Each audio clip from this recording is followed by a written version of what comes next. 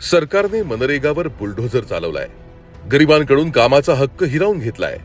हे तुम्ही काँग्रेस नेत्यांच्या भाषणात आणि त्यांच्या सोशल मीडियावरील दुष्प्रचारात नक्कीच ऐकलं असेल. पण जरा थांबा. जर खरोखरच असं घडलं असतं तर कामाचा अधिकार वाढवला कशाला असता? जिथे मनरेगा अंतर्गत पूर्वी 100 दिवसांचं काम मिळत होतं तिथे व्हीबीजी रामजीमुळे ते आता 125 दिवसापर्यंत वाढवण्यात आलंय. जिथे मनरेगाची मजुरी आठवडे आणि महिने रखडलेली असायची तिथे व्हीबीजी रामजी अंतर्गत दर आठवड्याला मजुरीचं वाटप सुनिश्चित करणारी व्यवस्था करण्यात आली आहे. त्याचप्रमाणे बायोमेट्रिक हजेरीमुळे काम आणि मजुरीची अचूक नोंद होईल. तर एआय आधारित देखरेखीमुळे कामातील विलंब किंवा गैरप्रकार सुरुवातीलाच पकडले जातील. याचाच अर्थ रोजगार वाढलाय, मजुरीची पद्धत सुधारलीये आणि संपूर्ण व्यवस्था अधिक पारदर्शक झालीये. अशा परिस्थितीत प्रश्न असा पडतो की जर मजुराला जास्त काम मिळत असेल आणि मजुरी वेळेवर मिळत असेल तर व्हीबीजी रामजी या नावानं काँग्रेसला अडचण काय आहे? केवळ यासाठी कारण या अधिनियमाचं नाव प्रभू श्रीरामांच्या नावावर ठेवण्यात आलंय.